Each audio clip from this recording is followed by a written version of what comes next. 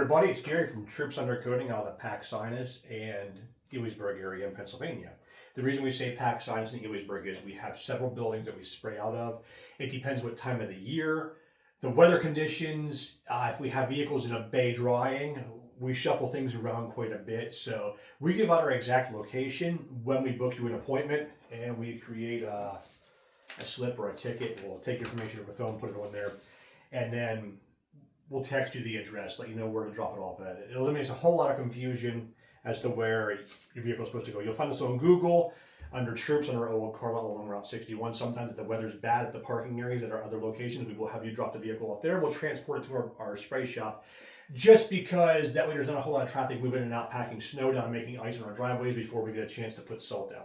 All right, now let's talk about undercoating. Woolwax is the main coating we use. There's a whole bunch of brands out there. I could probably name 15 of them off the top of my head. All different types of stuff. Over the years, as a professional, we had to decide what brand of coating we wanted to use. And there was a bunch of them out there. I'll just start naming them. We started using PFC, Protection First Class. Fluid Film is popular. Crumb Creek has some stuff out there. Surface Shield is another popular one. And who else could I name that you might have recognized? Tectile Crown out of Canada and the northern areas is popular.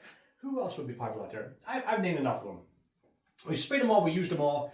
As a professional shop, we had to decide what do we want to go with. We found one that seems to work the best. It penetrates well, it creeps, it migrates. It stays the stiffest during the wintertime. It works good. That is Woolwax. And the reason we got to that was when we go to spray this stuff, a lot of times we'll heat it to make it spray easier. This isn't what we actually use in the can. This is touch-ups. We use the actual product out of drums or buckets to use. There's some buckets around here.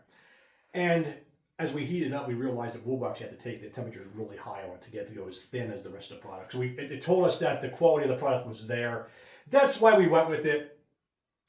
And we stock all the other stuff. We just don't sell it and promote it as much as we do the Woolwax. Today we're going to talk all about undercoating. We're going to show you our shop. First of all, what is this stuff? It's a wet, greasy, waxy coating. It is an modern day style oil undercoating, should we call it. It's going to go on wet, it's going to stay wet. They make what's called a clear or a straw. Straw is semi-transparent, it's almost clear. You spray it over a new frame, it will look almost like a clear coat on there. It's still going to be waxy, greasy, wet, stays wet all the time. As time goes on, it does stiffen up. It's never going to get as hard as a paint. It's almost going to get like a peanut butter hard sort of during the wintertime where it stiffens up pretty good. You can wash over top of it if you're careful. And they have stuff with a black coloring added to it. Same product, just one has a little bit of black in it to go over top of frames. Even though it has the black in it, if we spray over, it's clear, comes clear naturally, they add the black to it. Even if it has the black on a extremely rusted frame, sometimes it's still transparent, you can see through it no matter how much you put in it. Like layers of paint, if you paint it over top of a black wall with white paint, you'd still see black speckles here and there. Same thing goes for this stuff. It's still transparent. The color only gets you so far in covering it up, but generally it does a real nice job. Sometimes we'll do a new vehicle all in clear and a little bit of black, make it look great. So we talked about where we are, what we do, what we offer. The product is wet. It's going to go on wet. It's going to stay wet. How long will it last? It can last 2 years. It can last 5 years. However, rocker cavities, bed support rails, areas you can't see that don't rinse off in the road wash, those last almost indefinitely. Not forever. But if you do this let me get this crystal clear. If you do this just one time, let us coat it, you're stopping the clock on rust. This stuff is going to creep, migrate. It's as though you just went through a puddle full of oil and it sprayed over everything on the bottom. Not literally. We don't do exhaust. There's a lot of stuff that we don't spray on the bottom because we don't make a complete mess out of it. We'll get to that later about how we do it. People, this thing right here, I just happen to see this line here. These are great. You can buy these longer for watering plants. You stick it under your truck and just flush the salt out in the springtime. Awesome tool, fixing my garden hose. Now, generally people drop them off. Sometimes we can have you drop it off for a day, sometimes a week. It depends how dirty it is, what year it is, how long do we need it for. It depends a lot on the overall condition. Some we can bring in, spray them in 2 hours and they're done. Others have to go through a wash process, a needle descaling tool. We take a tool that rattles the rust off on the bottom of the vehicle. And then we might find more salt underneath there. We got to wash it again. Sometimes we're just in this shop, out of that shop, getting washed. It takes time. Our general price range is going to be $4.99. It is a safe place to save for a pickup truck where you're going to be at. That's if it comes out quickly, we might charge less. But then again, there's always stuff that you can't see from the outside that we see. some of these undercoaters, they're different prices all over the place. If you're in the Northeast, depends how much money they owe in their shop. My buildings are paid for. This is kind of my extra, almost retirement money. I'm 45 years old. I'm not looking to set the world on fire and get rich. We charge $4.99 now, starting the beginning of the year with the undercoatings. There is shops out there that will do it for cheaper, and the way they're doing it cheaper is they're not that you're going to get a bad job at one of those places, but we try to do the best. I've been doing this for almost 20 years, and I know on certain vehicles where the stuff hides at, where the rust is, on the Chevys where to look for certain things, on the Dodges, on the Fords. Over time, what I've seen from thousands of vehicles coming through the door, you know what, we'll go thicker on this area because we know that's going to rot out, or we'll wash this area better.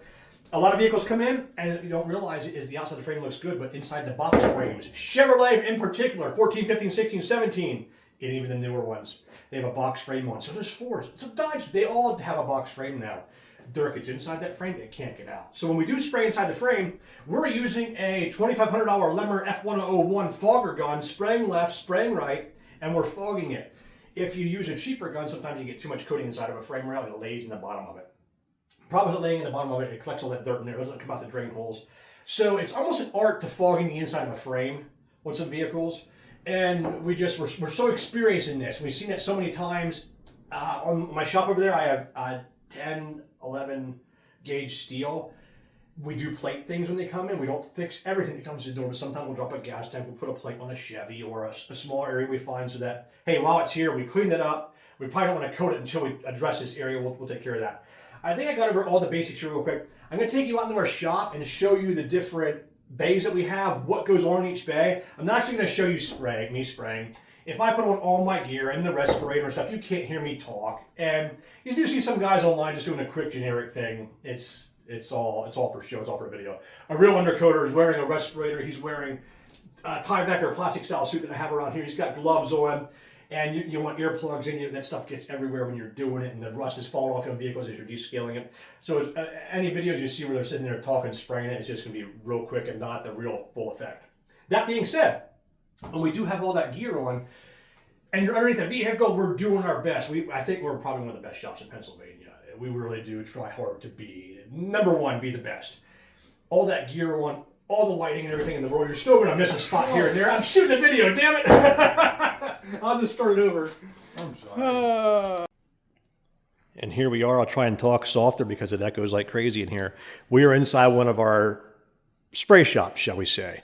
This is more or less a preparation area. I'll walk out here and talk to you and explain you some of the stuff here as well. In this bay right here, it's a 2-post lift, 10,000 pound capacity.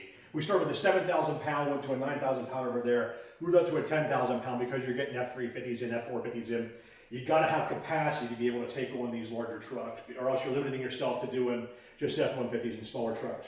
Well, this bay right here, the floor, you can tell right now, I have some tarps laying there, it's full of, it's just pure dirt. I like to clean them in this bay if I can, because we can reach the most stuff having lift arms underneath versus a ramp like over here. On this side over here is going to be, this is one of our ramp lifts. No making fun of the wiring. I've had 4 lifts in this different place, so when we finally decide what our layout's going to be in the end, we'll put some metal collab wiring coming down to these lifts. This one goes up, goes down. We do a lot of undercoating on this. Now, we clean here, sometimes we undercoat here. Our other building that we're going to go into in just a minute is our main spray shop. And we do a lot of washing in there. So when we wash them, it's not as simple as washing them. We'll do a pre-wash outside to get mud off. If there's any dirt underneath the bottom, there's certain things you don't want to put down the drain, and we can obviously, so we reclaim that through an oil water separator thing. That has to go through its own whole process type of thing. After we wash them in that back bay, then sometimes they will come back around to this end of the shop. They'll sit here overnight, we'll turn the heat on there, we'll put some fans on, we'll get this system right here, recirculate air from the bottom to the top. We can draw moisture out the window, and we'll try and get the vehicle as dry as possible. Oh, I can show you some of the different things over here. Believe it or not, this is a cheap one, but this works great for the pressure washers. You're walking underneath the vehicle, again, we can clean a lot of stuff up. Most of your mud you're going to find is on the rockers on the inside, and we'll get into that part in the next video about what we clean, the whole process and different things. I got somebody out here I got to go talk to. This is our, shall I call it, my nuclear weapon. This is our most powerful shop area. This is where most of the undercoating takes place, in this area right here. In the wintertime, we fire this furnace up. It's a downdraft that blows through there. We have to change the filter on every vehicle to keep the furnace from coming up inside. Up front, this is our wash tank right here that we have some special ingredients for. Can't name what it is, trade secret. This is part of our wax setup station right here. We walk in here, we hit some switches, we turn the spray guns on, we'll let stuff heat up there. This tarp gets cleaned up. This is a Sunday. We're getting prepped for Monday morning. We're gonna have a lot of stuff that comes in this week. And sometimes the shop is getting messy. Take a break once a week and then we'll start cleaning everything. And we'll also talk to you while I'm back here about other than sometimes to make things go right, we'll turn this light on, we'll turn the rest of the lights out in the shop. We'll put a headlamp on our head with a light on to see. That way we can see the vehicle the best. But this is where the majority of the undercoating is going to take place back here. It's the 14,000 pound lift. This thing will lift a lot of stuff. This is where we spent the money out on to get this lift, to do things properly. And I'm trying to think if I want to mention anything else while I'm back here. I should pull a vehicle. I can pull one in and show you how we spray it. The doors open itself. Must be a ghost. One in goes. But like I said, I'll show you some end results in the comment section about what the vehicles look like when they're done. I think I covered everything I need to cover. Cost-wise and time-wise, a lot of stuff, if it comes in the wintertime after we wash it in the front bays, we might bring it back here. We might wash it here and bring it there. We've got to get them up in the air, get the air flowing underneath to get them dry. And as you can see, there's a mess on the floor here. So you're dealing with water, you're dealing with rust, and could you imagine trying to pull a vehicle in here right now and pressure wash under the bottom of it to clean it? It's going to be mixing with all this rust and stuff on the floor and make an absolute mess. So as they come in, we generally try to get everything here for a Sunday. And Sunday night will come up, or else Monday night will come up. We'll go through everything, pull the stuff in that needs descaled. We'll descale everything throughout the three buildings. Then we'll wash them if they need be, and then they start the whole dry process, and the floor has to re-dry again. So we'll start Tuesday, Wednesday, Thursday spraying them. In the wintertime, that dies down drastically. Imagine it's December, January, February, March. Vehicles come in, they have road salt packed underneath them, and try and get that. You got to get the vehicle warm enough to get the road salt to thaw out. It's packed in salt under the vehicle. Then you have to wash it. And all that road salt and debris hits the floor. Cinders, everything, salt. It's an absolute mess. That's why sometimes we have a surcharge during the winter and it slows us down. During the summer we can fly to do stuff. During the winter time it slows us down. We could do 3, 4 a week if it's really cold out. We're running that furnace right there. We're going through 10 gallons a day of that's $40 worth of fuel oil trying to heat the garage hot enough to be able to get your vehicle to dry underneath. Because you did bring it in the off snowy season during the summer to have it done like you should have. But unfortunately everybody procrastinates till the last minute. It gets here during the winter, so that takes a long time. There's our pressure washer setup hooked to that. I think I talked about that. We don't ever, for any reason, pull tires off a vehicle. Reason why? Lug nuts take special tools sometimes.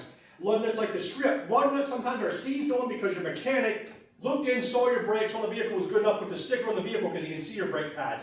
Now we have to pull your wheel off. No way, no how do we ever pull wheels for any reason whatsoever. There is not means to lift the vehicle up to pull the wheels off the ground on this lift to get them off. We just don't do it. The 2 posts, technically we could, but we do not. Liability reasons, a pain in the butt, tools are forgotten, you have to lift the wheel up on, look up torque specs for everything, work on damaged lug nuts so we have the right tools, the right ones over there. We can get it around everything and do just a good enough job with the wheels on versus with the wheels off and not to deal with the pain that comes with it.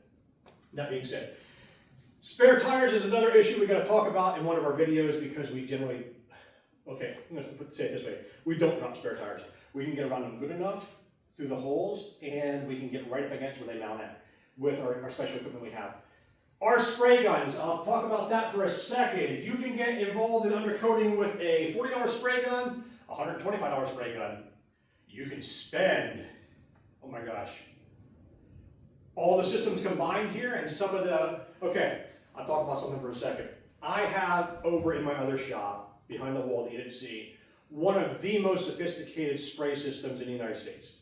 I build it out of circulator pumps, special heaters, pressure pots, steam kettles, different lemmer pumps, to where we can spray stuff on and we can fog, I guarantee, better than anybody in the US. I know a couple shops out there that do have some of the same equipment we have, running it solely on that piece of equipment, not all tied together in this related system that we have. So that being said, I think I talked about the price point earlier. Yes, if you bring one in here, it's going to be generally $4.99 is the price for a pickup truck to have them coated with a Woolwax coating on it. I'm not going to talk about competitors around the area, but we'll just touch on some of that stuff briefly. Yeah, you know what? There's some other guys out there spraying cheaper product. The way the cheaper products work is that they go on easier. You don't need nice spray equipment. You can just kind of hose them on. They come out and have a spray gun like a WD-40 and hits stuff that rolls out. When you go to your thicker, more durable quality products like Woolwax, you're going to have somebody almost, you don't have to, but the more advanced your spray shop is, the more experienced they are, the more better they can handle that product, and you're going to have a better end result. Sitting over here, I've got one of these. I got dual air hoses on both sides, works really nice. And then we have a heater for air for the winter time. Needle the scaler, we use this to rattle the rust off the vehicle on the bottom. Oh, there's one of our yellow suits that we wear when we're doing this type of stuff. I think I covered the process, where we're at, all that other stuff in some of the videos. And like I said, I'll go through at the end and post after pictures. After pictures come because we don't want all of our competition knowing exactly the really unique spray guns that we've had developed and built and set up over the years. We'll see some of the touch-ups over there hanging on the wall. And it's like I said, you put a suit on and try and spray a vehicle, the video quality is going to be horrible. It's going to be flickering because of LED lights and some different things. But I'm going to end the video here. We are Troups. I am out of the Elysburg and Paxinos area. We'll do vehicles up to, we'll do a dually on here, F450, 650. If it'll fit on this lift, we'll spray it in here. If it's bigger than this, there is another local place that does larger stuff. School buses, campers, tractor trailer trucks, trailers, you name it, the real big stuff. The big plow trucks, the triaxle plow trucks, and things like that. If you have something that big, give us a call. I can point you in the right direction to get to the people that will be able to handle that. We only spray indoors, we filter our air through a whole bunch of setups and stuff like that, and everything's going to be environmentally friendly here. We're not one of those guys outside with a bed tilted up or hosing stuff down in the driveway. That's just asking for trouble every which way you can imagine. I couldn't imagine getting that stuff in the air. I'm going to end the video now. I think I covered everything. Just wanted to take a minute tonight. It's Sunday night. We're going to get cleaning here, so it's ready for next week. Another reason we do it, we like to have them dropped off on Sundays is tomorrow when I get here to the shop. This shop will be spotless, clean, everything, all the way dolled up. If I pull your new $75,000 to $125,000 vehicle in the shop, I don't have any grease on me. I got nothing on me. We know we're not going to get your vehicle dirty at all. That being said, we don't get vehicles dirty, but towards the end of the week, we save that for the rednecks to have the King Ranch F250 and 350s, and the municipalities that you open the door up and there's Burger King wrappers on the floor, there's mud and dirt everywhere. We'll do the dirty ones out the end. As you can tell, we ended the week with dirty ones right here and left the mess behind us. So you'll be happy with the quality of this thing that we do. The reason I'm so into this, and I built all these buildings and I got involved in this stuff, was because this process, the Woolwax thing, it works. It really does. It's not snake oil. If you go into a transmission shop and like, oh, flush your transmission. You go into a radiator shop, flush your radiator. You go into every shop on the face of the earth trying to have what they call upsell, or you should do this. You should change your washer fluid. You should flush your brake fluid. You should do this. You should do that. You really should skip all that crap and get some oil, some Woolwax on the bottom of your vehicle so you have something left, because it's going to stop rocker rust. It's going to keep the bed rails from rotting out in your pickup truck. It's going to get on brake lines and fuel lines and keep your fuel lines and brake lines from rotting out. So you do have oil underneath there. Some guys say, oh, what about the mess when we have to work on it? Short of changing a fuel pump, what are you going to have to work on? Your brake lines aren't going to be rotted. Your fuel lines aren't going to be rotted. You're not going to be underneath there changing bushings out because mounts rotted off on the truck. You're not going to be you're eliminating rust in the first place. And to work on something, I'd rather have something that will be a little greasy and come apart. The only time you're really going to get anything on is, once in a lifetime, a fuel pump goes bad. You might have touched the straps or something, and guess what? The bolts that hold your straps on are now going to come out because we got them covered in oil. They're not going to bust off inside the frame and have to torch them out and make a mess. And the straps are going to drop. They're not going to snap off when you let go of them. So it's a good thing. And we're going to get around your brake components, around the wheel and stuff like that. We're not going to spray the calipers and your axles, but we're going to get part of your controller some of the way out in some different vehicles, and mainly your frame rails. The goal is to do the most effective job we can for the $499 price range. I don't think you can do much more than what we do unless you really sat there and got picky somehow. I don't know what else to cover that. Put it this way, we know what's going to rust. We see what's going to rust. I got 8 grand worth of welders over there. We've got all the 10 and 11 gauge steel in stock, the plate stuff, because we see it come in, we see it rot, we know where it breaks at. Leave it up to us to handle what to do. And that also separates us from the other shops that just kind of put a mediocre coating on here and never really know what to go after. We see the Chevys, we know where they rot it, we know what drain holes to clean out, we know how to vacuum out the inside of the frame. Speaking of inside the frames, before we end this video, we'll whip out this piece right over here. This is a frame jet. It goes into your pressure washer. Real close to what they use to clean out a septic drain when they clog type of thing. We'll put this on a pressure washer, we'll push this down through your frame and it blasts in different directions. Flush all that junk out of the frame rails. That's why sometimes they might take a couple days of being here. Once we do that process to get the inside of the frame wet, you don't want to just immediately spray inside. Technically you could. We like to do a nice job. We're going to frame jet the inside of the frame. Paul from Rush Crusher, he invented this frame jet thing. And get it back to you. I got a customer here I got to go attend to.